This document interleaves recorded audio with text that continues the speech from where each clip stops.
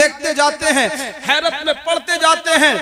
इधर देखा, उधर देखा, दाएं देखा, बाएं देखा, लेकिन आवाज देने वाला नजर नहीं आ रहा है। बिलाखिर बारगाह रिसालत में अपना सवाल रख देते हैं। जहां सारे मसलों का हल होता है वहीं अपना मसला पेश कर देते हैं। बारगाह रिसालत में अर्ज करते हैं, या रसूल अल्लाह, मैं आपके साथ हूं, आपके साथ चल रहा हूं, मैं तो देखना चाहता हूं कि वो आखिर कौन है जो आप पर दुरूद पढ़ रहा है। दुरूद की आवाज आ रही है, दुरूद शरीफ पढ़ा जा रहा है, सलाम पढ़ा जा रहा है, लेकिन सलाम पढ़ने वाले का पता नहीं है। अल्लाह के रसूल की बारगाह में जब ये सवाल करते हैं तो हजरत अली से मेरे मुस्तफा फरमाते हैं, ए अली तुझे अचंबा है, ए अली तुझे हैरत है, तू ये समझता है कि तेरे नबी पर सिर्फ इंसान सलाम पढ़ते हैं? नहीं नहीं, जरा निगाह को ऊपर उठा करके तो देख, ये पहाड़ पर रखे हुए पत्थर भी तेरे नबी पर सलाम पढ़ते हैं। ये जो सामने पहाड़ नजर आ रहा है ये तेरे नबी पर सलाम पढ़ता है, इसलिए कि ये पत्थरों की आवाजें हैं जो तेरे नबी पर दुरूद और सलाम पढ़ते हैं।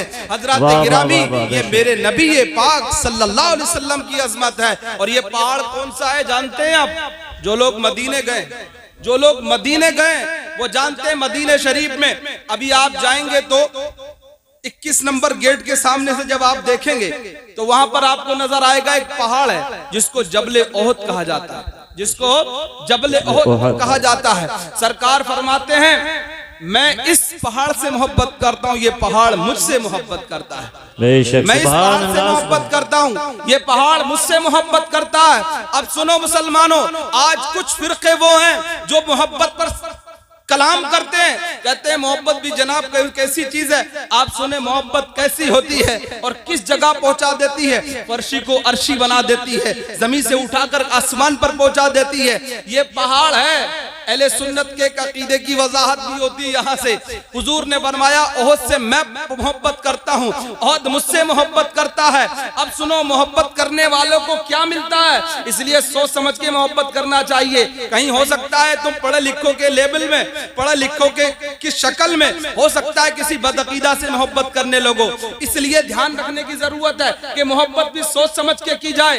हजरत गिरामी आप देख लें, इसलिए अपने बच्चों से मोहब्बत ज्यादा होती है क्योंकि सोची समझी हुआ करती है, दूसरों से नहीं उतनी हो पाती है। सुने, जब हकीकी मोहब्बत होती है तो क्या मिलता है। मेरे नबी फरमाते हैं, ओहद पहाड़ से मैं मोहब्बत करता हूँ, ओहद मुझसे मोहब्बत करता है। तो इसका सिला यह है कि दुनिया के जितने पहाड़ हैं, दुनिया के जितने पहाड़ हैं, अगरचे हमारे हिंदुस्तान का पहाड़ कोहे हिमालय दुनिया का सबसे बड़ा पहाड़ कहा जाता है, माउंट एवरेस्ट के बारे में कहा जाता है कि वो सबसे बड़ा पहाड़ है, लेकिन जितने पहाड़ हैं ये सब कुरान कहता है, कुल्लु मन अलैहा फान व यबका वजहु रब्बिका जुल जलाले वल इकराम। जितने पहाड़ हैं ये सब मिटा दिए जाएंगे, ये सब खत्म कर दिए जाएंगे, कोई पहाड़ जमीन का बाकी ना रहेगा। लेकिन मेरे मुस्तफा फरमाते हैं, ओहद मुझसे मोहब्बत करता है, इसलिए इसे मिटाया नहीं जाएगा बल्कि इसे उठाया जाएगा और उठा करके जन्नत में पहुंचा दिया जाएगा। पता ये चला कि जब मोहब्बत सच्ची होती है और मोहब्बत हकीकी होती है तो अगरचे मोहब्बत करने वाला पत्थर ही क्यों ना हो, वो नबी से मोहब्बत और निस्बत की वजह से जन्नत में चला जाता है। तो अब सुन्नी का अकीदा बोल पड़ता है, यानी सुन्नी अपने अकीदे की वजाहत करता है कि जब एक पत्थर की मोहब्बत का ये आलम है तो जो सुन्नी मुसलमान है वो अपने नबी से हकीकी मोहब्बत करता है। जब एक पत्थर मोहब्बत की बुनियाद पर जन्नत में जा सकता है तो हम सुन्नियों का अकीदा है कि इंशाअल्लाह अपने नबी की मोहब्बत की बुनियाद पर हम भी जन्नत के मुस्तहिक होंगे। इसीलिए इमाम अहले सुन्नत मुजद्दिद दीन व मिल्लत आला हजरत इमाम अहमद रजा खान फाजिल बरेलवी रज़ी अल्लाह ताला अन्हु फरमाते हैं, चमक तुझसे पाते हैं सब पाने वाले, चमक तुझसे पाते हैं सब पाने वाले, मेरा दिल भी चमका दे चमकाने वाले, बरसता नहीं देखकर अब्र रहमत बदों पे भी बरसा दे बरसाने।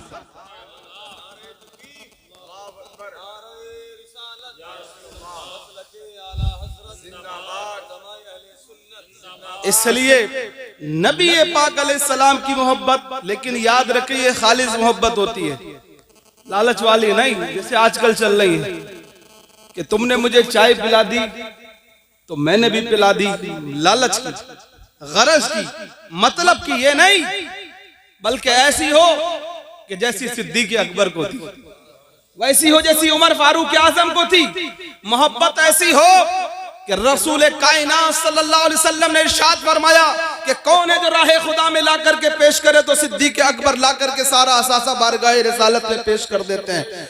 हुजूर ने पूछा अबू बकर घर पे क्या छोड़ के आए, तो कहते हैं या रसूलल्लाह घर पर अल्लाह और अल्लाह का रसूल छोड़ करके आया। ये थी मोहब्बतें।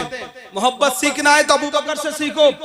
आज की मोहब्बतें ये सूखी मोहब्बतें नहीं जो हमारे यहाँ है कि जो दिखाने की कुछ और है और दिल की कुछ और है। इसलिए हज़रात गिरामी मोहब्बतों का आजकल लोगों ने बिल्कुल चाइना जैसा माल का हिसाब कर दिया है। ये देखने में कुछ और है और हकीकत में कुछ और है। चमक कुछ और है, हकीकत कुछ और है।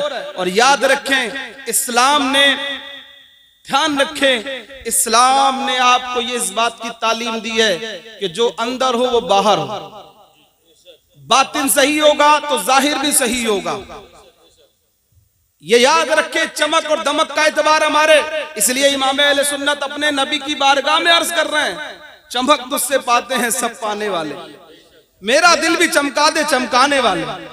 आजकल लोग क्या क्या मांगते हैं। हमारे इमाम अहले सुन्नत ने नबी से क्या मांग रहे हैं आप देखें। आजकल लोग मांगते हैं घर चमक जाए, हम चमक जाएं, हम कपड़ों से चमक जाएं।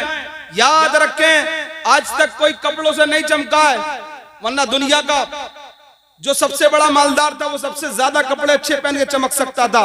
देखिए दुनिया बताती है ना कोई कपड़ों से चमका, ना मकान से चमका, ना घर से चमका, न इख्तिदार से चमका। जब अल्लाह चमकाने में आता है तो बिलाल हबशा से आकर के भी चमक जाता है। अल्लाह जब चमकाने पर आता है तो सलमान फारस से आकर के चमक जाता है, इमामुल आशिकीन बन जाता है। और जब अल्लाह जलील करना चाहता है तो अबू जहल रईस मक्का होकर के भी जलील हो जाता है। ये अल्लाह फरमाता वो तुइज़्ज़ु मन तशा वो तुज़िल्लु मन तशा। जिसे अल्लाह इज्जत देना चाहता है उसे इज्जत मिलती है, जिसे खुदा जलील रखना चाहता है वो जलील हो जाता है। इसीलिए कपड़ों की चमक और चेहरों की चमक, जो आजकल ये पूरा ब्यूटी पार्लर्स बना दिया गया है, औरतों से लेकर मर्द, और मर्द भी अब औरत बनने की पूरी कोशिश कर रहे हैं। मेरे नबी फरमाते हैं वो मर्दों पर अल्लाह की लानत है जो सिर्फ औरतों की तरह बनना चाहते हैं।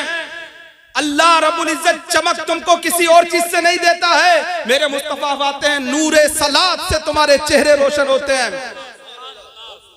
रातों को नमाजें पढ़ने से चेहरे रोशन होते हैं। खोलो कुरान करीम, अल्लाह फरमाता है सीमाहुम फी वुजूहिम मिन अथरिस सुजूद। उनके चेहरों की चमक न क्रीम से आ सकती है, न पाउडर से आ सकती है। दुनिया का कोई ब्यूटी पार्लर ऐसा पैदा नहीं हो सका है कि जिसने किसी को चमक ऐसी दी हो कि जिसके चेहरों को देख करके खुदा याद आ जाए। लेकिन हजरत गिरामी मेरे मुस्तफा फरमाते हैं कि कुछ अल्लाह के वली, अल्लाह के बंदे ऐसे होते हैं इज़ा ज़ुकिर अल्लाह, जब उन्हें देखो तो अल्लाह की याद आ जाए। ये वही हैं कि जिनके सजदे रातों को अल्लाह की इबादत में होते हैं तो अल्लाह उनकी चेहरों को, पेशानियों को दिन के उजाले में चमका दे।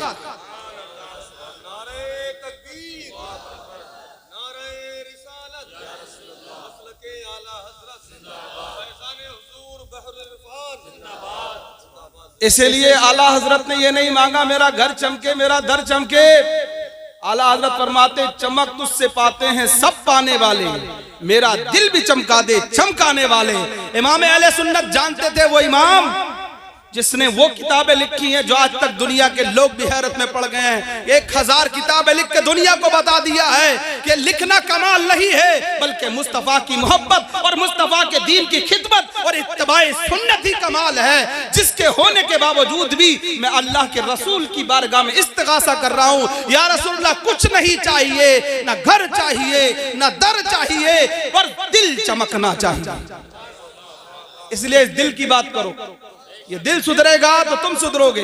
अल्लाह के रसूल फरमाते हमारे मुर्शिद हुजूर बहरुल इरफान मुफ्ती आफाक अहमद अली रहमत रिजवान अपनी किताब आदाब तरीकत में लिखते हैं, एक हदीस नकल करते हैं। अल्लाह के रसूल सल्लल्लाहु अलैहि वसल्लम इरशाद फरमाते हैं इंसान के जिस्म में एक गोश्त का लोथड़ा है, इंसान के जिस्म में एक गोश्त का लोथड़ा है।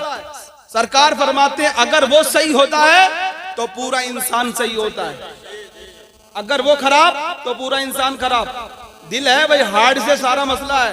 हार्ट का मसला हुआ, पहला अटैक आया तो आधा इंसान चला गया। दूसरा गया, आया तो पूरा चला गया। यूं समझ लीजिए हार्ट के बारे में नबी पाक अलैहिस्सलाम ने बहुत पहले बता दिया था, रिसर्च बाद में हो रही है। ये दिल, लेकिन इसके दो इसके रुख है, एक जाहिर और एक बातिन। एक तो वो जो गोश्त का है, सरकार इस्लाम इरशाद फरमाते हैं अगर वो सही है तो पूरा बदन सही है, पूरा जिस्म सही है। तो ऐसे ही जो दिल, जो कल्ब सनूबरी है, जो बादशाह है, क्योंकि दिल पूरे जिस्म का बादशाह है। तो हुजूर फरमाते हैं जिसका दिल अच्छा हो जाता है उसका चेहरा भी अच्छा हो जाता है, उसका अखलाक भी अच्छा हो जाता है, उसका किरदार भी अच्छा हो जाता है, वो पड़ोसियों के लिए भी अच्छा होता है, वो बीवी के लिए भी अच्छा होता है, वो माँ के लिए भी अच्छा होता है, वो बाप के लिए भी अच्छा होता है। अगर वो उस्ताद के मनसब पर फाइज होता है तो वो शागिर्दों के साथ भी भेदभाव नहीं करता है। अपना बच्चा हो या गैर का बच्चा हो, वो बराबर की तालीम देता है, इसलिए कि उसका दिल अच्छा होता है, उसका दिल सुथरा होता है, उसके दिल में अल्लाह का नूर हुआ करता है। इसलिए मेरे मुस्तफा ने फरमा दिया दिल को संभालो, दिल संभल गया तो सब कुछ संभल गया। इसलिए हज़रात गिरामी, अब आपको बताने की जरूरत यह है कि जब दिल सुधरेगा कैसे, तो हमारे मुर्शिद हुजूर बहरुल इरफान अपनी दूसरी किताब जिक्र व फिक्र में फरमाते हैं इस दिल को सुधारने के लिए जिस तरीके से लोहे को जंग लग जाता है, और वो जंग काहे से सही होता है? रगड़ने से, मांजने से। अगर बहुत बड़ा अच्छा वाला साबुन भी ला करके रख दोगे ना और डुबो के निकालते रहो तो जंग नहीं छूटने वाला।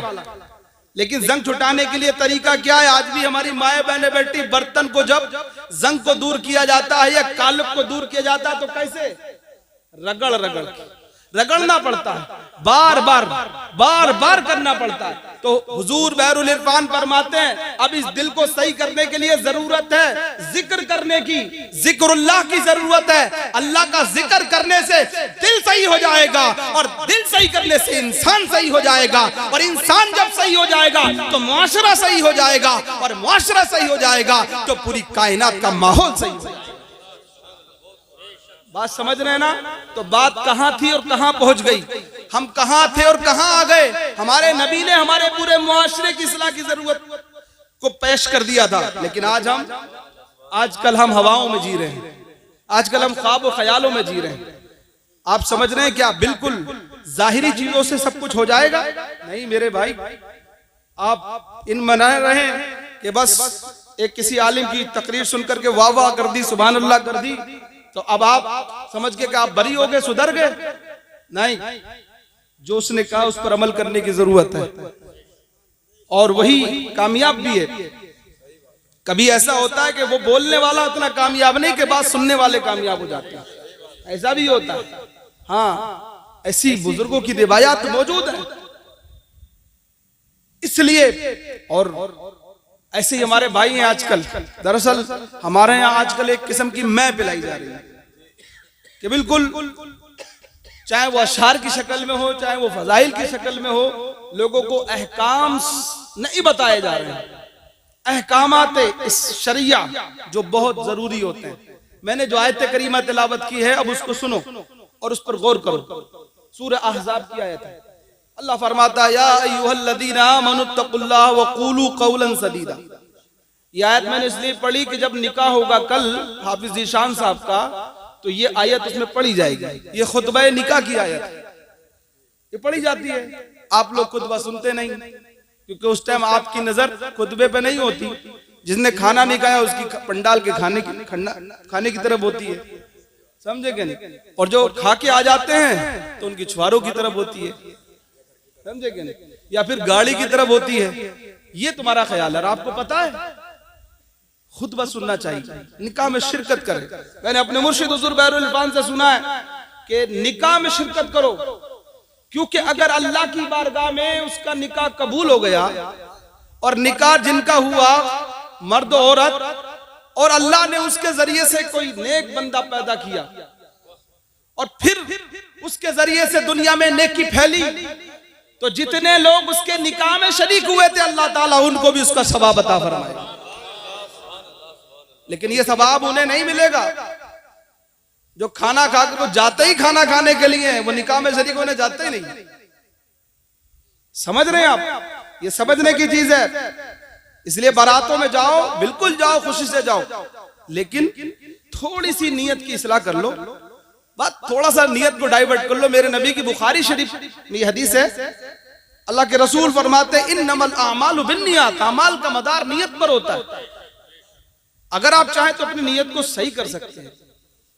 तो बात समझ रहे हैं ना कि खुतबे की ये आयत है जो मैंने आपके सामने तिलावत की, ऐ ईमान वालो अल्लाह से डरो और दुरुस्त सीधी हक बात कहो, दुरुस्त बोलो। बात तो बड़ी सीधी सी लग रही है आपको, नहीं आसान सी, लेकिन मतलब बहुत बड़ा है। ऐ ईमान वालो अल्लाह से डरो, वक़ूलू क़ौलन सदीदा, और सीधी सीधी बात करो, बिल्कुल सीधी बात करो, लपड़ चपड़ की बात नहीं, घुमा फिरा के नहीं। अल्लाह को सीधी बात पसंद है, अल्लाह को सीधा रास्ता पसंद है। इहदिनस सिरातल मुस्तकीम, कुरान कहता है कौले सदीद अल्लाह को पसंद है, सिराते मुस्तकीम अल्लाह को पसंद है। इसलिए सहाबा सीधी सीधी बातें बोला करते थे। अभी मैं गौर कर रहा था, हजरत उमर फारूक आजम का दौरे खिलाफत है। हजरत उमर रज़ी अल्लाह तआला अपने दौरे खिलाफत में एक दिन एक जुब्बा पहन करके, अच्छा जुब्बा पहन करके, और इतना अच्छा था कि 2 पैवन लग गए थे, यानी दो पैवन लग गए थे। वो सबसे अच्छा जुब्बा था जो नीचे तक था। कौन था ये कौन अजीम इंसान की बात कर रहा हूं, जिसके बारे में तारीख इस्लाम बताती है कि 22 लाख मुरब्बा मील पर इस्लामी हुकूमत का झंडा लहराने वाले का नाम उमर फारूक आजम है, जिसकी शान में नबी की हदीस है। मेरे नबी फरमाते जो उमर बोलता है तो कुरान के मुताबिक बोलता है, कुरान की वही नाजिल होती है तो उमर का मशवरा उसी के मुताबिक हुआ करता है। मेरे नबी फरमाते जिधर से उमर चलता है उधर से शैतान रास्ता छोड़ देता है। मेरे नबी फरमाते अगर मेरे बाद कोई नबी होता तो वो उमर होता। उस उमर की बात कर रहा हूँ, उस उमर की बात कर रहा हूँ। सीधी बात सहाबा की सुन ले। आजकल तो लोग मुंह पे तेरी, मुंह पे तेरी, मेरे मुंह पे मेरी। सुनो सहाबा सीधी बातें कैसे कहा करते थे। इत्तकुल्लाह क़ूलू क़ौलन सदीदा, इसको समझने की जरूरत है सीरत सहाबा से। हजरत उमर रज़ी अल्लाह ताला मिंबर पर चढ़ रहे, मस्जिद का मिंबर देखा है, मिंबर पर चढ़ रहे हैं, अभी चढ़ने वाले एक सहाबी आवाज देते हैं उमर रुको। आम आदमी आजकल तो जरा से अच्छे कपड़े पहन करके आ जाते हैं, वो समझते हैं अवाम को बिल्कुल अपना मातहत समझने लगे। मेरे भाई पता नहीं किसका दिल अल्लाह की बारगाह में कितना पसंद है। याद रखें, इस पर एक पहले हदीस सुना दूं। आजकल किसी को याद रख के एहतराम मुस्लिम बरकरार रहना चाहिए। आजकल हमारे यहाँ ये बहुत चल रहा है कि लोगों ने इंसानों की कदरें खत्म कर दी है। न उस्ताद, न शागिर्द, न बाप, न बड़ा भाई, न चचा, इन रिश्तों की धीरे धीरे कदरें खत्म हो रही हैं और इसीलिए मुसीबतें बढ़ती चली जा रही हैं, परेशानियां बढ़ती चली जा रही है। मेरे नबी ने फरमाया अंजुलुन नासा मनाजिलहुम, लोगों को उनकी मंजिलों में रखो, जो जिसका दर्जा उसे दो, जो जिसका हक हो उसे दो। लेकिन आजकल एक खूबी की बुनियाद पर लोग सबके सारे हक मार रहे हैं। किसी को अच्छा पढ़ना आ गया तो वो उसका हक मार रहा है दूसरों का, किसी को थोड़ा अच्छा बोलना आ गया तो उसका हक मार रहा है, कोई थोड़ा सा मनसब पा गया, कोई प्रधान बन गया, कोई मंत्री बन गया, कोई विधायक बन गया तो उसे बड़े बूढ़े का पता नहीं है। अल्लाह अकबर। मेरे नबी ने फरमाया बड़ों का एहतराम करो, उनको इज्जत दो, उनका एहतराम करो। आज एहतराम खत्म हो रहा है, औलादे भी खत्म कर रही हैं। ये बात समझने की है, ये बात बिल्कुल समझने की है। हजरत उमर रज़ी अल्लाह ताला ने मस्जिद में नबी पाक सल्लल्लाहु अलैहि वसल्लम के मिंबर पर चढ़ने वाले हैं। एक आम आदमी बोल देता है। जो देखें आप, मैंने अभी हजरत उमर की तारीफ की, आपके सामने बता कि कितना अजीम इंसान, जिससे शैतान भी डरता हो, लेकिन अल्लाह अकबर, जिसकी अजमत का हाल ये है, लेकिन उसके बावजूद वो सीधी सादी बातें करने वाले लोग जो ज्यादा इधर उधर की नहीं करते थे। हजरत उमर का दामन पकड़ लिया। उमर मिंबर पर बाद में खड़े होकर पहले हिसाब दो कि ये जुब्बा आया कहां से, ये जुब्बा आया कहां से, ये कहां से लायो। सबने एक एक कपड़ा पहना, तुमने 2 कैसे पहन ली?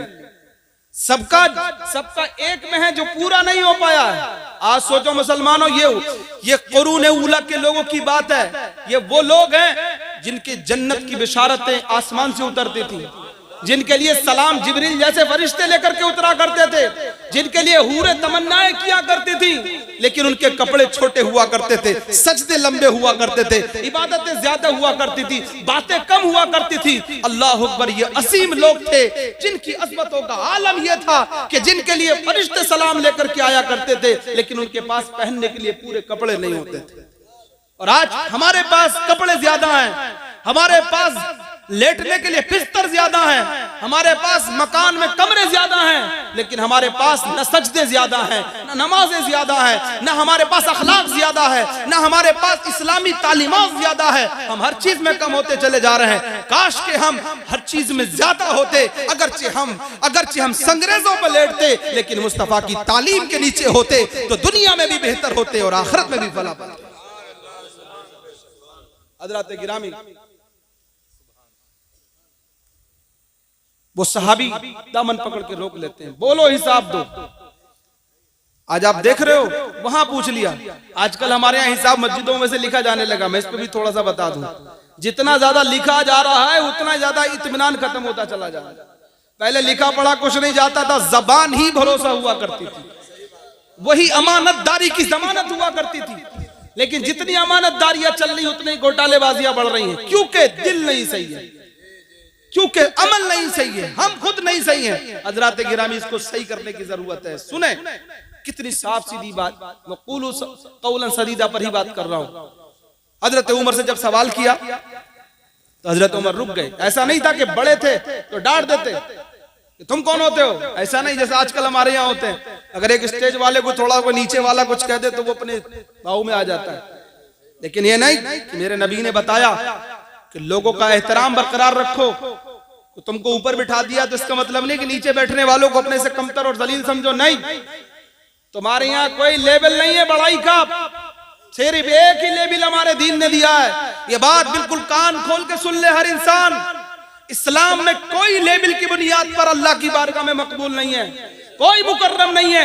सिर्फ एक चीज अगर उसके पास है तो अल्लाह की बारगाह में मकबूल है, ना दौलत, ना शोहरत, ना अजमत, कुछ नहीं। अल्लाह ने किसी को बयान नहीं किया। अल्लाह तो फरमाता है ये कबीले तुम फला खानदान के होकर, फरमाता है ये तो सिर्फ पहचान के लिए बना है। इन्ना जअलनाकुम शुऊबन व क़बाइल लिताअरफू, कुरान में है ना, हमने तुम्हारे शुऊब बनाए, गिरोह बनाए। तुम सवाब फला खान साहब हैं, समझे आप, फला तुरक साहब हैं, फला अफगानी है, फला सैयद है। कुरान कह रहा है ये सब तारुफ के लिए, लितारफू। तो फिर कौन सी चीज है भाई इज्जत वाली जो आपको बड़ा बनाती है? तो सुन लो, कुरान कहता है इन्न अक्रमकुम इंदल्लाहि अत्काकुम, इन्न अक्रमकुम इंदल्लाहि अत्काकुम, बेशक तुम में इज्जत वाला अल्लाह की बारगाह में वही है, चाहे वो फटे कपड़े पहनता हो, चाहे वो छप्पर के नीचे रहता हो, महल में ना रहता हो।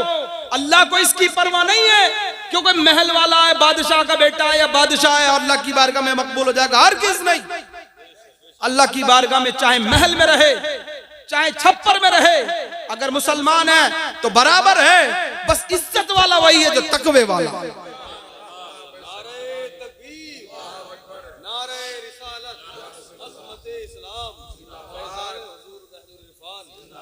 तो बात समझ में आ रही है? अल्लाह की बार में मकबूल वही है। तो इसलिए हजरत उमर ने ये नहीं कहा कि तुम कौन हो, मैं बादशाह हूं, मैं खलीफा हूं, तुम कौन हो तो सवाल करने वाले। फौरन हिसाब देने लगे, फौरन हिसाब देने लगे, नाराज नहीं हुए। हालांकि ये उमर वो हैं जिनके बारे में तारीख इस्लामी में लिखा है कि जब इनका नाम बड़े बड़े ईसाई बादशाह सुनते थे तो डर के मारे कांपने लगते थे। ये उमर की मेरे शान थी।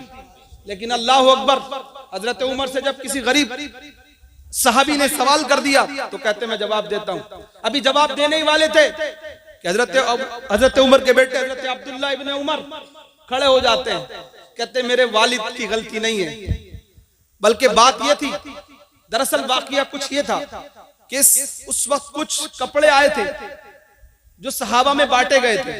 तो सारे सहाबा को एक एक कपड़ा मिला था, तो सबका एक एक कपड़ा था। हजरत उमर की कुछ हाइट भी ज्यादा थी तो दीगर सहाबा को एक एक मिला, तो उन्होंने एक एक में बना लिया। और हजरत उमर के पास दो थे, तो हजरत अब्दुल्लाह इब्ने उमर उनके बेटे खड़े हुए, वो कहने लगे कि मेरे वालिद की हाइट ज्यादा, इस वजह से कपड़ा पूरा हो नहीं रहा था, तो मुझे भी कपड़ा मिला था, क्योंकि हजरत अब्दुल्लाह इब्ने उमर भी सहाबी, उन्हें भी मिला था। तो आप फरमाते बेटे ने अपना हिस्सा अपने बाप को दे दिया और कहा अमीरुल मोमिनीन वालिद बुजुर्गवार, आप मेरे वालिद हैं और आप मुसलमानों के रहनुमा हैं, आप अमीर हैं, आपके लिए बेहतर होगा कि आपका कपड़ा बराबर होना चाहिए, पूरा होना चाहिए, इसलिए मैंने अपना हिस्सा इन्हें दे दिया। इसलिए उन्होंने अपना जुब्बा बना करके आज मिंबर रसूल पर खुतबा देने के लिए जा रहे हैं। ना कोई लड़ाई हुई, ना कोई झंझट, साफ सुथरी बातें थी। यही थी कुलू कौलन सदीदा, जो बात कहती वो साफ कह दी, जो सीधी कह दी, किसी को बुरी लगे, किसी को अच्छी लगे, वो अच्छी लगे। ये था सहाबा का मिजाज, ऐसी बातें कहा करा करते थे सहाबा इकराम। कुलू कौलन सदीदा। और जब अच्छी बातें करोगे तो कुरान बड़ा अच्छा पैगाम दे रहा है।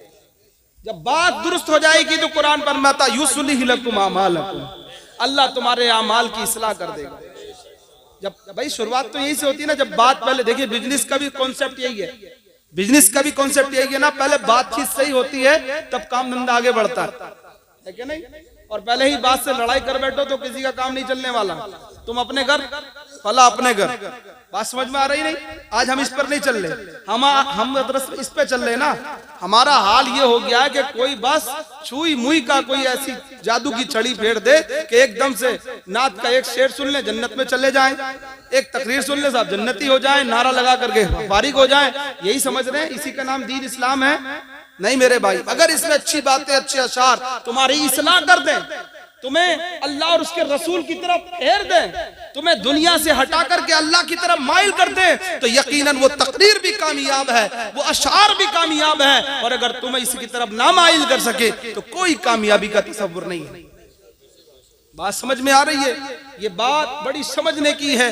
अल्लाह और उसके रसूल सल्लल्लाहु ताला अलैहि वसल्लम, सरकारे दो आलम सल्लल्लाहु ताला अलैहि वसल्लम की तरफ ही हमें माइल होना है। इत्तकुल्लाह व क़ूलू क़ौलन सदीदा युस्लिह लकुम आमालकुम, अल्लाह तुम्हारे आमाल की इस्लाह फरमा देगा। व यग़फिर लकुम ज़ुनूबकुम, और अल्लाह तुम्हारे गुनाहों को बख्श देगा।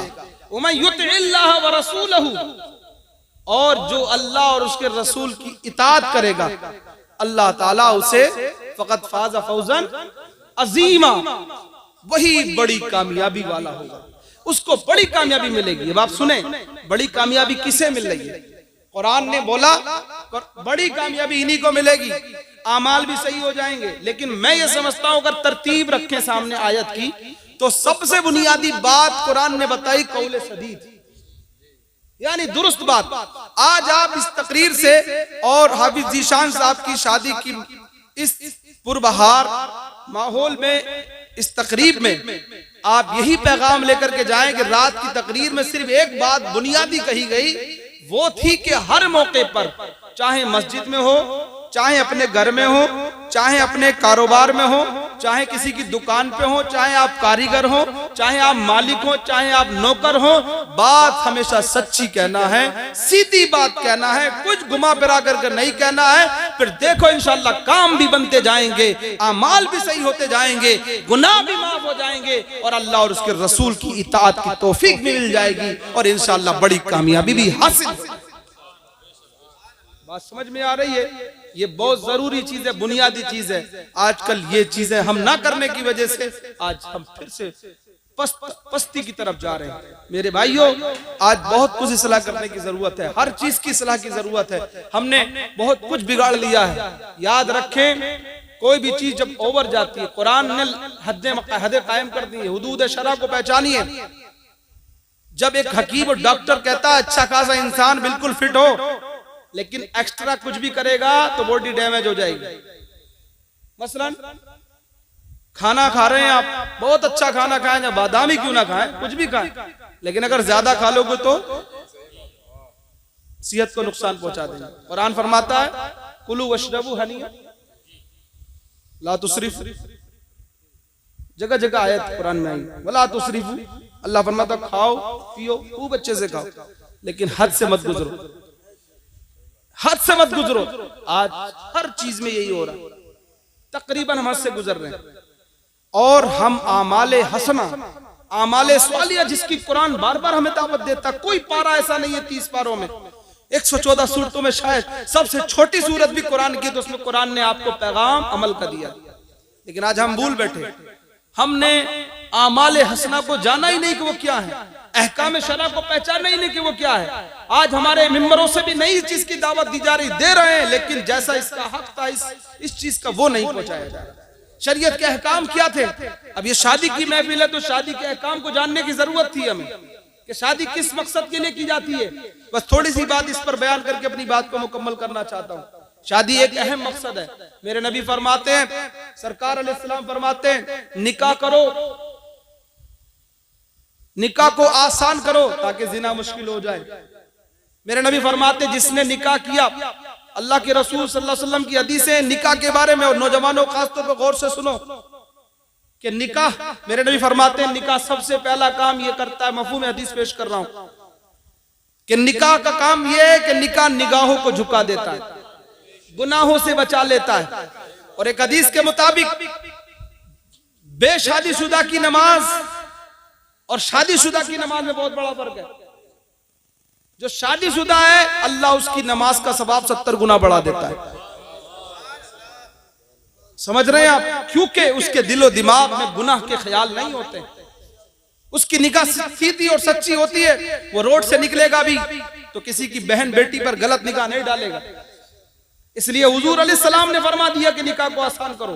और ये गलत रस्में, ये दहेज, ये लंबा चौड़ा खर्चा, ये रस्म वो रस्म, पूरी पूरी बारातें लंबी चौड़ी बुला बुला करके खिलाना, ये इस्लाम में इसका कोई कॉन्सेप्ट नहीं है। बात ज़हन में रख ले। जितनी तुम्हारी इस्तिताअत उसको करो। हुजूर अलैहिस्सलाम ने फरमाया, शादी लड़के वाले के लिए कहा गया खाना खिलाने के लिए, लड़की वालों के लिए तो हदीस में कहीं हमें मिला भी नहीं। एक सहाबी हुजूर की बारगाह में आते हैं, कहा या रसूलल्लाह मैंने शादी कर ली है। फरमाया औलिमु वलो बिशातिन, वलीमा करो अगर चे की बकरी से करो। पता? लेकिन आजकल सारा पूरा मीनो, पूरी फहरिस्त, पूरी बुक लिस्ट पहले से भेज दी जाती है। अब तो मैंने सुना नान भाइयों ने पूरी लिस्ट छपवा दी है, इतने आइटम। और फिर उसके बाद वो घर वाले भेज देते हैं पहले ही कि बहुत अच्छी खिदमत कर देना, बस हमें कुछ नहीं चाहिए, हमारे मेहमानों की खिदमत कर देना। उसमें चाहिए कुछ नहीं होता, उन्हें चाहिए होता है, उन्हें इज्जत चाहिए, इज्जत नफ्स, उन्हें नाम चाहिए, नाम, ताकि जितने लोग बारात में जाएं। अब तो बसें लोग अपनी इज्जत के खिलाफ समझने लगे, बसें नहीं ले जा रहे, गाड़ियां लेके जाते हैं। अभी जी शान साहब ले जा रहे हो तो सोच समझ के बता रहा हूं। ये इसलिए ये नफ्स, शैतान ने ये चीजें बना दी है कि सिर्फ इज्जतों के लिए सब किया जा रहा है। मेरे भाई, इज्जत इसका नाम नहीं है। सिर्फ एक हदीस सुना करके सारी चीजों का मतलब आपको वाज़ेह करने की कोशिश करूंगा। इनसे इज्जतें नहीं मिलने वाली। ये जो सब हो रहा है, ये दीन से हम तजावुज कर रहे हैं, हद से बढ़ रहे हैं। अल्लाह के रसूल ने फरमाया था, निकाह को आसान करो ताकि जिना मुश्किल हो जाए। आज आप देख लें, आज जो बुरे काम हो रहे हैं, आज जो बहन बेटियां गलत राह पे जा रही हैं, जो लड़कियां आज गैरों के साथ जा रही हैं और जिसके लिए रोना धोना सब कर रहे हैं, ये हो गया वो हो गया, कॉलेजों से स्कूलों से नाजायज ताल्लुकात पैदा हो रहे हैं और इस फोन के जरिए से न जाने कहां कहां क्या क्या गलत कार्यों का शिकार हमारी खवातीन हो रही हैं। इसके अंदर बहुत बड़ा दखल उलमा फरमा रहे हैं। इस दौर के उलमा का कहना है कि सबसे बड़ा दखल शादियों का महंगा हो जाना है, जो हमने खुद किए। आपको मैं सुनाऊं, आपके नबी ने निकाह को कितना आसान, नबी जो कहते थे वो करते भी थे। आका अलैहिस्सलाम फरमाया, निकाह को आसान करो, जिना मुश्किल हो जाए तो सुनो। हदीस शरीफ में आता, सीरत खोल के पढ़े। आका अलैहिस्सलाम की बारगाह में एक सहाबी थे, हुजूर ने उनका निकाह कैसे पढ़ाया जानते हैं आप? आका अलैहिस्सलाम ने एक सहाबी का निकाह इस तरह पढ़ाया कि आपने फरमाया कि फला औरत है, उसने इजहार किया कि या रसूलल्लाह मैं निकाह करना चाहती हूँ। हुजूर ने ऐलान कर दिया, कौन है फला खातून के साथ निकाह करना चाहता है? एक नौजवान खड़ा होगा, कहा या रसूलल्लाह मैं इससे निकाह करना चाहता हूँ।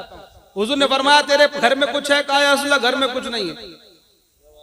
कहा जेब में कुछ है? कहा कुछ नहीं है। कहा फिर? कहा या रसूलल्लाह अल्लाह के भरोसे मेहनत करूंगा और खिलाऊंगा, बस ना कोई दहेज, ना कोई दावत, ना कोई कुछ। हुजूर अलैहिस्सलाम ने फरमाया, अच्छा बता तुझे मेहर में क्या देगा? या रसूलल्लाह मेरे लिए, मेरे पास मेहर के लिए भी कुछ नहीं है। तो हुजूर ने फरमाया, बता तुझे कुछ कुरान याद है? कहा हाँ कुरान याद है। सुभान अल्लाह।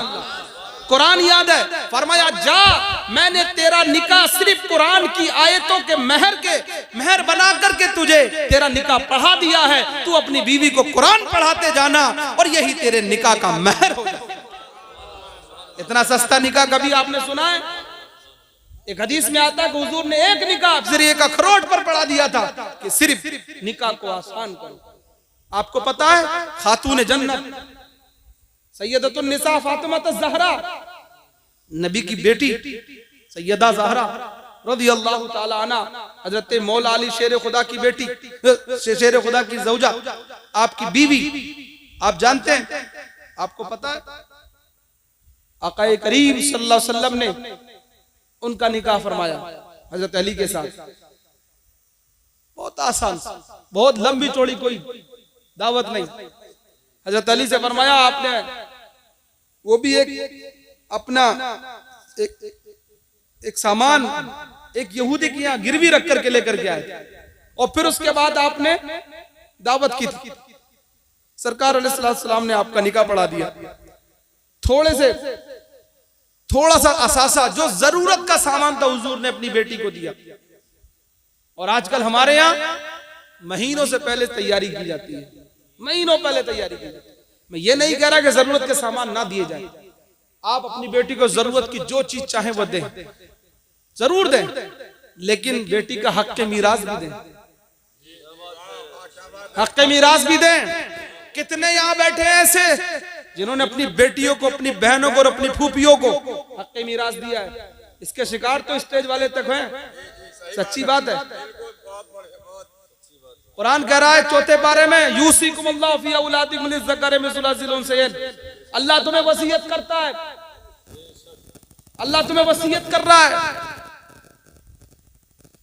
यहाँ पर हुकूक बयान किए गए किसको कितना देना है, लेकिन अल्लाह ने वसीयत के साथ, वसीयत का लफ्ज़ जब बोला जाता है तो सबसे सख्त होता है, समझे क्या नहीं, हुक्म से ज्यादा सख्त। क्योंकि आपने सुना फलां की वसीयत है तो वसीयत पर अमल सख्ती से किया जाता है, जल्दी किया जाता है। और हमारे यहाँ जल्दी हो रही है, लेट हो रहा है, लेट हो रहा। कहते हमने इतने लाखों की शादी कर दी, एहसान समझते हैं अपनी बेटी के ऊपर, हक मार रहे हैं।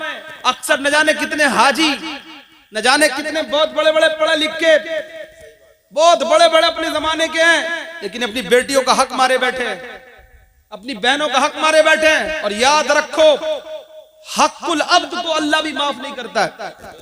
हक़ुल्लाह, अल्लाह अपने हक को माफ कर देगा, नमाज माफ कर सकता है, अल्लाह रोजा माफ कर दे, हज माफ कर दे, ज़कात माफ कर दे, ये अल्लाह का करम है, जिसे पे चाहे कर दे। लेकिन अगर बंदों का हक है, जब तक बंदा या बंदी अपना हक माफ ना करे तब तक के अल्लाह भी उसके हक को माफ नहीं करेगा। इसलिए जरूरी है कि अगर दुनिया से जाओ तो मरने से पहले पहले अपने सारे हुकूक को अदा करके जाओ या माफ करा करके जाओ। इसलिए बहुत जरूरत है हज़रात गिरामी, बहुत जरूरत है, बहुत सीरियस से समझे इन बातों को। मेरी कोशिश ये है कि किसी भी तरह से आप लोग अपने दीन की वो बातें जानो जो तुम्हारे लिए जरूरी हैं। मेरे बस का उतना नहीं है कि मैं आपको हंसा सकूं इस वक्त में, मैं सिर्फ चाह रहा हूं कि जो चीजें दीन की हैं, जो मुझे मालूम है, वो तुम तक पहुंचा दो। मेरे नबी की हदीस है बल्लिगू अन्नी वलो आया, पहुंचा दो मेरी तरफ से अगर एक ही आयत हो। तो मुझे जितनी आयतें, जितनी बातें याद हैं, जितनी पता है, जितको बेहतर समझ रहा हूं अपनी फिक्र के एतबार से और अपने मुर्शिद की दी हुई तरबियत के एतबार से, वो आप तक मैं पहुंचा रहा हूं। इसलिए अपने दीन को अमल, अपना दीन सीखो। दुनिया अपने दीन और मजहब जैसे उनके बातिल मजहब, लेकिन उन पर चल नहीं है।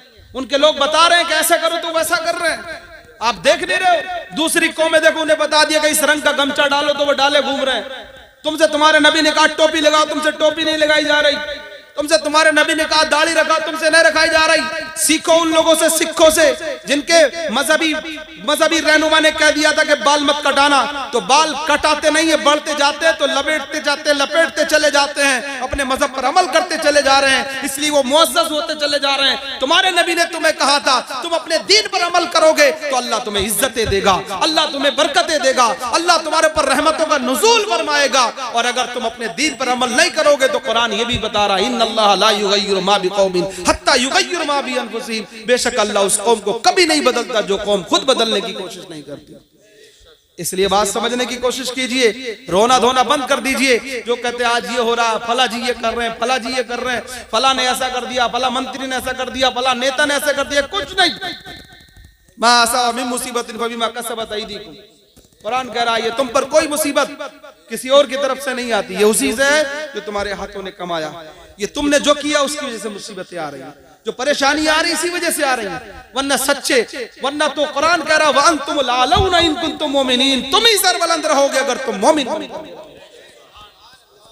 तुम ही सरबुलंद रहोगे। एक बहुत बड़े आलिम दीन से किसी ने एक मर्तबा सवाल कर दिया था, मियां अल्लामा साहब आप लोग कहते हो कि मुसलमान तो बुलंद रहेंगे, सरबुलंद रहेंगे, मुसलमान तो हमेशा गालिब रहेंगे। चंगेज का जमाना था, मुसलमान मगलूब हो गए, 16 लाख बगदाद के मुसलमानों को खत्म करके सरों के मनार बना दिए थे चंगेजियों ने। चंगेज खां का नाम सुना होगा आप लोगों ने, तारीख में आया, तातारी लोगों का जमाना। तो कहा था ये कैसे हो सकता है, आपका कुरान कहता है कि तुम गालिब रहोगे, मुसलमान गालिब रहेंगे, और हमने तो मुसलमानों को मगलूब करके दिखा दिया। अल्लाह अकबर, आप सुने कितना जबरदस्त जवाब दिया था उस जमाने के उस आलिम दीन ने। उसने कहा था तूने कुरान को समझा नहीं। कुरान ने 2 चीजें बयान की, एक मुसलमान और एक मोमिन। कुरान ने कहा था मुसलमान के लिए नहीं, मुसलमान और मोमिन में फर्क है। ध्यान रखिए, आजकल ज्यादातर मुसलमान पाए जा रहे हैं, मोमिन कम। मुसलमान कहते हैं जाहिरी चीजों पर अमल करने वाला, यानी नमाज पढ़ ले, रोजा रख ले, हज कर ले, ज़कात दे दे, जाहिरी तौर पर। उसका हक पूरा कर रहा कि नहीं कर रहा ये नहीं, यानी नमाज कैसी पढ़ रहा, गलत पढ़ रहा, सही पढ़ रहा, लेकिन नमाज पढ़ रहा, पढ़ने वाले को मुसलमान कहा जाएगा। दाढ़ी रखा रहा, दाढ़ी रखने वाले को मुसलमान कहा जाएगा। बात वहीं आ रही जैसे मैंने शुरू करी थी, वही दिल वाली बात, यानी तो उन्होंने कहा कि कुरान ने मुसलमान कहा और मोमिन कहा है। तो जिनको तुम देख रहे हो ये मगलूब जितने हो रहे हैं, जिन पर कुफ्फार मुशरिकीन गालिब है, ये सब मुसलमान है। कुरान ने तो मोमिन के लिए कहा था वअंतुम लालौना इन कुंतुम मोमिनीन, और तुम सर बुलंद रहोगे अगर तुम मोमिन बनकर रहोगे। ये मोमिन बनकर नहीं रह रहे, इसलिए इनके ऊपर काफिर और मुशरिक सारी ताकतें गालिब आ गई हैं। खुदा की कसम, जिस दिन ये मोमिन बन जाएंगे तो उस दिन ये सब पर गालिब आ जाएंगे, जिसके लिए अल्लामा इकबाल ने कहा था 10 तो 10 दरिया भी न छोड़े हमने, बहरे जुल्मात में दौड़ा दिए घोड़े। जब उनकी जबान ये थी और जब उनका अमल ये था, जब वो लोग थे, जब मोहम्मद बिन कासिम के बारे में कहा जाता है, मोहम्मद बिन कासिम का नाम सुना है, 17 साल का वो नौजवान जिसने हिंदुस्तान को फतह किया था, जो फातिह हिंद कहा जाता है, जिसको हजरत गिरामी सुने और समझे। 17 साल का नौजवान था जिसने हिंदुस्तान को फतह किया था। उस वक्त कौन? हजरत मोहम्मद बिन कासिम रदी अल्लाह ताला जब हिंदुस्तान तशरीफ लाए तो बड़ी सख्त जंग का सामना था। सामने मुशरिकीन की सफे लगी हुई थी, रातों को गश्त कर रहा था। अपनी फौज में गया, रात का टाइम था, जाकर चेक किया कि कौन क्या कर रहा है खेमों के अंदर। जाकर के देखा तो कोई नौजवान अपने खेमे में सो नहीं रहा।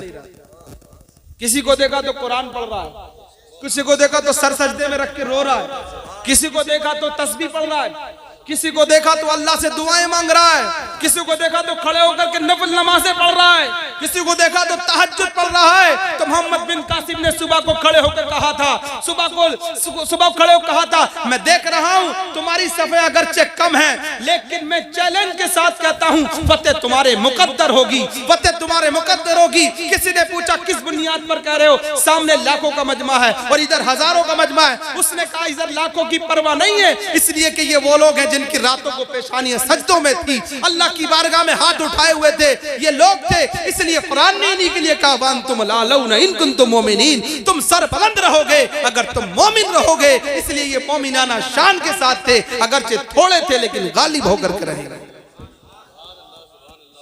यही तो था जंगे बदर में 313 थे, 1000 पर गालिब आ गए थे।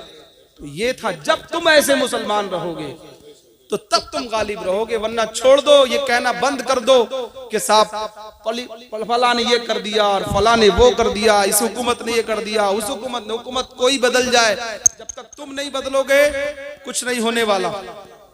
ये बात याद रखने की, इसलिए पहले अपने आप को बदलने की जरूरत है, पहले अपने घर को संभालने की जरूरत है, पहले अपने आप को संभालने की जरूरत है। इसलिए मैं बात कर रहा था, मैं अपनी बात को खत्म करना चाहता हूं कि मेरे नबी पाक सल्लल्लाहु अलैहि वसल्लम ने शादी को आसान करने के लिए कहा।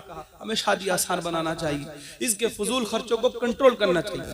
ये मैं भी जानता हूँ जोशीली बातें अभी आपको अच्छी लग रही हैं, लेकिन बाद में कल अमल नहीं कर पाऊंगा। लेकिन बैठ के सोचे, कुछ सिस्टम को बनाने की कोशिश करें, कोई शुरुआत करे, कोई बंदा शुरुआत करे, अच्छे काम की शुरुआत करे। हैं आप भी ऐसे, हैं आज भी ऐसे जो सादे निकाह भी कर रहे हैं आज भी ऐसे, ऐसा आज भी कर रहे हैं। इस दुनिया में कोई चीज पॉसिबल है, इम्पॉसिबल नहीं है, गैर मुमकिन नहीं है, मुमकिन है, कर सकते हैं आप। लाखों के कर्जे लेकर के क्या जरूरत है कर्जे चढ़ा करके शादियां लंबी चौड़ी करने की? सख्त मना है उधार लेके, बल्कि ब्याज ले लेकर के भी लोग लंबी शादियां कर रहे हैं। जानते हो ब्याज कितनी बड़ी बुरी बला है? हदीस शरीफ में आता है कि ब्याज खाने वाला भी जहन्नम में, ब्याज देने वाला भी जहन्नम में। और एक हदीस के मुताबिक तो ब्याज खोर के लिए कहा गया है कि वो जिना से भी बदतर है, 70 बार अपनी मां से जिना करने से भी बदतर है। हदीस में यहाँ तक क्या है। और आज ब्याज सूद आम होता चला जा रहा है, जिसे तो वो लोन निकालने पर लगा हुआ, कंपटीशन के चक्कर में बड़ा घर बनाना लोन ले रहे, बड़ा करना ये ले रहे, ये कर रहे हैं। मेरे भाई कुछ तो सोचो, अपने उलमा से राब्ता करो, पूछ तो लो किस सूरत में, बहुत सख्त कंडीशन में, बहुत ज्यादा हाजत हो तब जाकर के, वो भी जो आज का बैंक का लोन है तब उलमा ने उसकी इजाजत दी है। और अब तो धड़ल्ले से जाते बस कागज बनवा लेते, ले लेते जाकर। दीन से दूरियां हैं, कुछ पता ही नहीं है। आप सोचें भाई ये चीजें हम क्यों कर रहे हैं, हराम का दरवाजा क्यों खोल रहे हैं और फिर नहीं दे पाते, जिंदगी भर हो जाती पटाते पटाते। मैं इसलिए बताने की कोशिश कर रहा हूं कि हराम के दरवाजे बंद कीजिए, हलाल के रास्ते अल्लाह ने खोले हैं। अल्लाह ने तुमको साफ साफ बताया, तुम अल्लाह से डर के, अल्लाह से डर के अगर कुछ काम कर रहे हो तो ये मत सोचो कि रास्ते दुनिया के बंद हो जाएंगे। रज़्ज़ाक़ अल्लाह है। दो चीजें अल्लाह ने ऐसी रखी जिन पर किसी भी बंदे को कब्जा नहीं दिया है। वो क्या है? एक रिस्क और एक मौत। एक रिस्क और एक मौत। कोई किसी की मौत का मालिक नहीं, कोई किसी के रिस्क का मालिक नहीं। अगर चाहे जितनी बड़ी कंपनी का मालिक हो, लेकिन रिस्क का मालिक अल्लाह, मौत का मालिक अल्लाह। जिसे चाहेगा अल्लाह ताला जहां से चाहेगा रिस्क देगा। अगर अल्लाह से डरोगे तो कुरान का फैसला, वमन यत्तक़िल्लाह यजअल लहू मखरजा व यरज़ुक़हु मिन हैसु ला यहतसिब। जो अल्लाह से डरेगा, अल्लाह उसके लिए रास्ता बना देगा। जो अल्लाह से डरेगा अल्लाह उसके लिए रास्ता बना देगा। व यरज़ुक़हु मिन हैसु ला यहतसिब, और रिस्क वहां से देगा जहां से वो गुमान भी नहीं करेगा। समझ रहे हैं आप? तो इसलिए काम जो गलत हो रहे हैं उनको छोड़ने की कोशिश करें। ये मत फिक्र करें कि कौन क्या कहेगा, बिल्कुल टेंशन मत लें। सीधी सादी बात करें, सीधे सादे काम करें, अच्छे काम करें, कोई बुराई नहीं है। हमने ये नहीं कहा आपको कि आप शादी को अच्छा मत कीजिए, लेकिन बुरे कामों से, बुरी रस्मों से, गैर शरई रस्मों से थोड़ा बचने की कोशिश कीजिए। थोड़ा नहीं, पूरा बचने की कोशिश कीजिए और निकाहों को आसान कीजिए। अपने नबी पाक अलैहिस्सलाम की तालीम पे चलिए और अपनी औलादों को निकाह के आदाब भी सिखाइए। इस निकाह क्या चीज है, इसके फवाइद बयान कीजिए। और याद रखें, हुजूर की हदीस याद रखें। आजकल जो वेटिंग लिस्ट चल रही है ना, लंबी है। हाँ, 30 साल के हो गए, अभी कह रहे हैं अभी तो हमारी बिटिया ही है, अभी इसने देखा क्या है।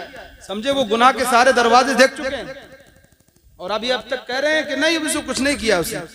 आपको पता हमारे दीन में तो अब तो हमारी कौम इतना भूल चुकी है कि बुलूग की उम्र क्या है, बालिग किसे कहते पता ही नहीं है। हद्दे बुलूग तो पता नहीं लोगों को। आपको पता है? आपके बच्चों कितनों को पता है? आपको सब कुछ पता है। ये सब पता है कि अकीके में और जैसे छठी में क्या दिया जाता है, समझे कि नहीं? निकाह में, शादियों में ये बांधा जाएगा, वो बांधा जाएगा, ये भी चाहिए, नाक के लिए क्या, कान के लिए क्या, मूंछ के लिए क्या, फला के लिए क्या, सबके लिए, मर्द औरत सारी चीजें पता है। लेकिन तुम्हें पता है हद्दे बुलूग शरीयत ने क्या बयान की है? तुम्हारी लड़के की हद्दे बुलूग क्या है, लड़के की हद्दे बुलूग क्या है पता है? बुलूग का लफ्ज बोल रहा हूँ, नहीं बालिग होना, समझदार होना। शरीयत में कितने आदमी, ये 18 साल जो गवर्नमेंट ने मुकर्रर की, ये नहीं है शरीयत में। शरीयत में हद्दे बुलूग लड़की की बताई गई 9 से लेकर के 12 साल तक की। यानी लड़की अगर 90 साल में आ जाए और उसकी अलामत बुलूग जाहिर हो जाए तो उसके ऊपर नमाज पढ़ना फर्ज हो जाएगी उसी दिन से। अगर वो माली के निसाब है तो ज़कात तक उस पर फर्ज हो जाएगी। और ऐसे ही लड़के की उम्र भी 14 साल की बताई गई है। अगर उससे पहले लड़के के अंदर भी कोई अलामत बुलूग की जाहिर हो जाए तो वो बच्चे पर भी, उस लड़के पर भी नमाज फर्ज हो जाएगी। और अब जब बालिग हो गए तो इनका निकाह भी अब शरीयत के हिसाब से जायज है। लड़कों का निकाह, लड़की का निकाह इस उम्र में कर सकते हैं आप। ये जो कहना, ये जो सिस्टम बना लिया है कि अभी तो बच्चा हमारा 15 ही साल का हुआ है, 15 साल का क्या गुल खिला रहा है या क्या गुल खिला रही है, इसकी परवाह नहीं है, वो सब छुपा रहे हो। ये याद रखो, माफी सुदूरिल अरहाम, अल्लाह वो है जो पेटों तक का, सीनों तक का, दिल में रखी हुई चीजों का इल्म रखता है, उसे सब पता। वल्लाहु खबीरुम बिमा तामलून, अल्लाह तुम्हारे अमाल की खबर रखने वाला है, उसे सब पता। जब उसका नबी फरमाता, मैं दीवार पीछे का जान लेता हूँ, उसका नबी फरमाता है जो तुम्हारे दिलों में मुंह से पहचान लेता हूँ, तो अल्लाह से क्या बचा हुआ है, क्या दूर है। इसलिए मेरे भाइयों, डर करके अपने बच्चे, हुजूर की हदीस है, सरकार फरमाते जैसे ही तुम्हारे लिए, तुम्हारे बच्चे के लिए कोई हमसर, उसका कुफू मिल जाए, उसका निकाह कर दो। और निकाह के लिए हुजूर ने बस 4 बातें बयान फरमाई हैं। निकाह में कितनी चीजें देखना है? 4 बातें। हदीस पाक है, तुनकहुल मरअतु लिअरबईन लिमालिहा व लिहसबिहा व लिजमालिहा व लिदीनिहा फस्बर बिज़ातिद्दीन। हुजूर फरमाते हैं निकाह 4 चीजों की वजह से किया जाता है। औरत से निकाह 4 चीजों की वजह से किया जाता है। लिअरबईन, लिमालिहा उसके माल की वजह से, व लिजमालिहा उसकी खूबसूरती की वजह से, व लिहसबिहा उसके दीन की वजह से, वह उसके हसब की वजह से और उसके दीन की वजह से। हुजूर फरमाते फस्बर बिज़ातिद्दीन, तुम दीन को इख्तियार करो, दीनदारी देखो। अगर 4 चीजें मिल जाए तो सुभान अल्लाह, अगर 4 चीजें किसी मिल जाए तो सुभान अल्लाह, बहुत बेहतर है। लेकिन हुजूर फरमाते सबसे पहले दीनदारी देखो। लेकिन आजकल सबसे पहले मालदारी देखी जाती है। क्या देखी जाती है? मालदारी। 19 वाला 20 देख रहा है, 20 वाला 21 देख रहा है, और फिर उसके बाद